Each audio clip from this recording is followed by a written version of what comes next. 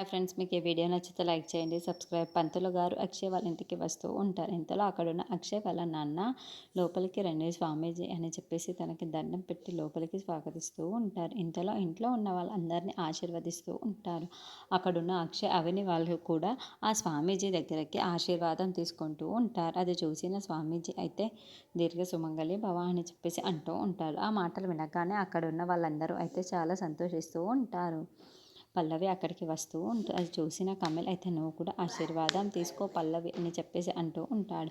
ఆ మాట వినగానే అక్కడున్న పల్లవి అయితే స్వామీజీ దగ్గరికి వెళ్ళి ఆశీర్వాదం తీసుకుంటూ ఉంటుంది. ఇంతలో అక్కడున్న స్వామీజీ ఆశీర్వాదం ఇవ్వబోతూ ఉండగా తనకి ఏదో చెడు అనిపించి చేయని వెనక్కి తీసుకెసుకుంటూ ఉంటుంది. చూడగానే ఇంట్లో ఉన్న వాళ్ళందరూ ఒక్కసారిగా షాక్ అయిపోతూ ఉంటారు.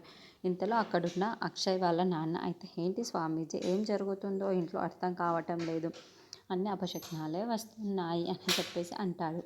ఇంతలో అక్కడున్న స్వామీజీ అయితే ఇంటి మొత్తాన్ని చూసి ఈ ఇంట్లో ఒక చెడు గ్రహం అయితే తిరుగుతూ ఉంది, అది మీ ఇంటిని నాశనం చేయటానికి పూనుకుంది, మీ అందరినీ విడదీయాలి అని అనుకుంటుంది, దాన్ని ఎలాగైనా సరే మీరు అధిగమించాలి అని చెప్పేసి అంటాడు.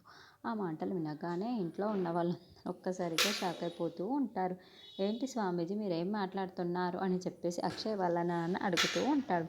ఆ మాటలు వినగానే అక్కడున్న స్వామీజీ అయితే నేను చెబుతున్నది నిజమే, చెడు గ్రహాన్ని మీరు త్వరగా తొలగించుకోవాలి అని అనేసి అంటాడు.